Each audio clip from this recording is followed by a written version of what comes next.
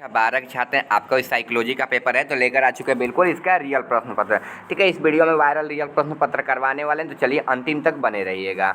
देखिए, पहला number question यहाँ से आपका स्टार्ट है। उससे पहले बता दें, WhatsApp channel Telegram channel join करने के लिए 620110 82 403 पर SMS करके ज्वाइन हो जाइएगा। ठीक है, ये बिल्कुल साइकोलॉजी का रियल पेपर होने वाला है। देखिए, वायरस क्या है, पैथोजेंस है, एंटीजेंस है, एंटीबॉडीज है, इनमें से कोई नहीं। तो जो वायरस है ना, तो एंटीबॉडीज है। क्योंकि बता दें क्यों है, क्योंकि ये ना हमारे बॉडी में प्रवेश करता है। जो वायरस रहता है ना किसी माध्यम से, मान लीजिए नाक से, मुंह से, ठीक है, ये हमारे बॉडी में प्रवेश करता है, इसलिए इसे एंटीबॉडीज कहा गया है। ठीक है, चलिए आगे का क्वेश्चन देखते हैं। 2 नंबर क्वेश्चन है, कैनन किस क्षेत्र से संबंधित है। कैनन किस क्षेत्र से? अभिप्रेरक से, प्रतिबल से, संवेग से, इनमें से कभी नहीं। तो कोई नहीं। ठीक है, तो जो है ना वो प्रतिबल से कैनन। ठीक है, मतलब कैनन मतलब किसी पर बल लगाया जाता है। ठीक है, उसी को कैनन बोलते हैं। चलिए आगे क्वेश्चन है, निम्नलिखित में से कौन सा बुलिमिया विकार है। बुलिमिया विकार कौन है? भोजन विकार है, नैतिक विकार है, भावात्मक विकार है, चरित्र विकार है। तो जो बुलिमिया है ना, वो भावात्मक विचार है। मतलब जो सोच होती है ना, उसको भावात्मक विचार बोलते हैं, उसी को वहीं आपका आंसर हो जाएगा। चलिए आगे क्वेश्चन है, सामान्य, असामान्य तथा श्रेष्ठ में केवल अंतर क्या है। मात्रा की, दूरी की, क्रम की या समय की। तो जो सामान्य, असामान्य तथा श्रेष्ठ है ना, उनमें केवल समय का अंतर है। मान लीजिए कोई समय का अच्छा उपयोग करके सामान्य बना है, कोई असामान्य बना है, कोई उससे भी अच्छा श्रेष्ठ बन गया है। ठीक है, तो ये सब समय का ही अंतर है, आपको ध्यान रखते हुए चलना है।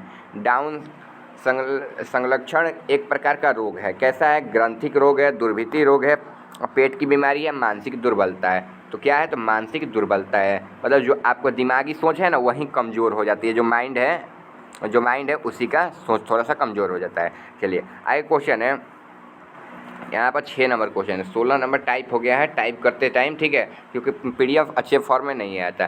कार्य रूप विकार संबंधित है। शारीरिक समस्या से, मनोवैज्ञानिक समस्या से, अनुवांशिक समस्या से, इनमें से कोई नहीं। तो जो कार्य रूप विकार है ना, वो मनोवैज्ञानिक समस्या से संबंधित है। ऑप्शन क्या हो जाएगा आपका? बी राइट आंसर हो जाएगा 100%। और चलिए आगे क्वेश्चन देखते हैं। यहाँ पर 7 नंबर, चिंता विकृति को विकृति की किस श्रेणी में रखा जाता है। मनोदशा विकृति में, मन स्नायु वृत्ति में, प्रतिबल विकृति में या चिंतन विकृति में। तो 7 नंबर क्वेश्चन का राइट आंसर क्या हो जाएगा? प्रतिबल विकृति में। आपका right answer option number C हो जाएगा। चलिए आगे है, जो व्यक्ति बहुत हंसमुख, सामाजिक एवं वाणी होता है कहलाता है। तो क्या कहलाता है? तो देखिए, वाह्यमुखी कहलाता है। वाह्यमुखी कहाँ दिया? तो आपका ऑप्शन बी में दिया है।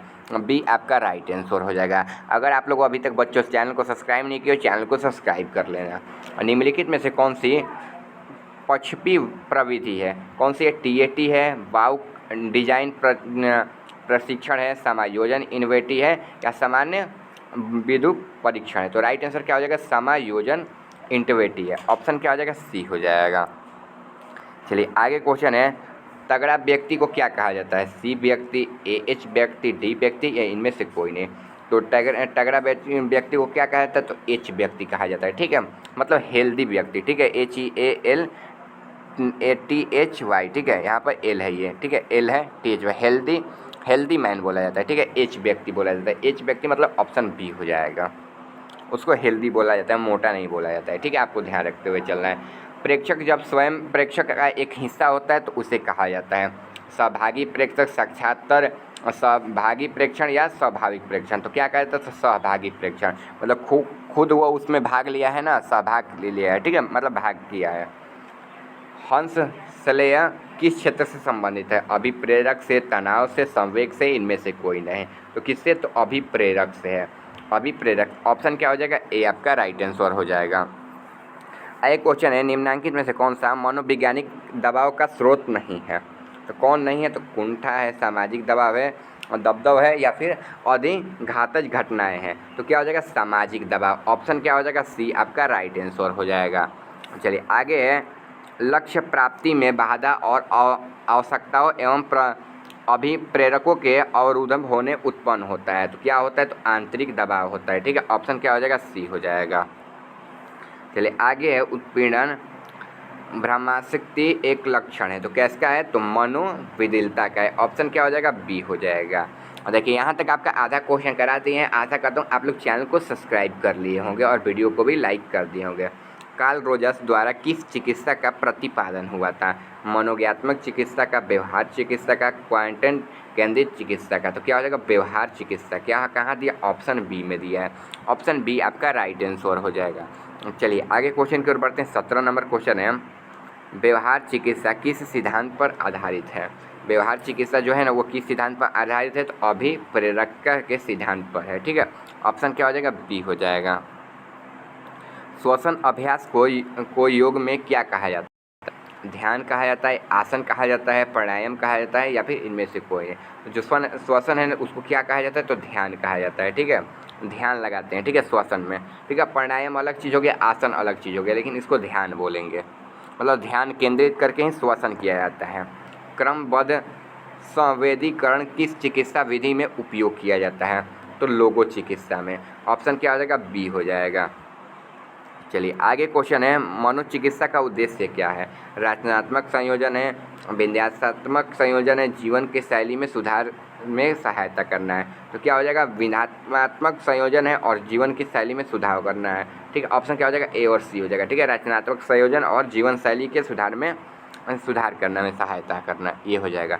चलिए आगे क्वेश्चन है, उद्बोधक चिकित्सा को स्थापित किया किसने? तो अल्बर्ट एलिस ने। ऑप्शन क्या हो जाएगा? ए हो जाएगा। चलिए आगे है, बुद्धिलब्धि में संप्रत्यन का प्रतिपादन किसने किया? किसने किया? तो ऑस्टर्च ने किया। ऑप्शन क्या हो जाएगा? बी हो जाएगा। देखिए अभी तक आप लोगों ने चैनल को सब्सक्राइब नहीं किया, चैनल को सब्सक्राइब करें तभी न्यू क्लास का आपको नोटिफिकेशन जाएगा।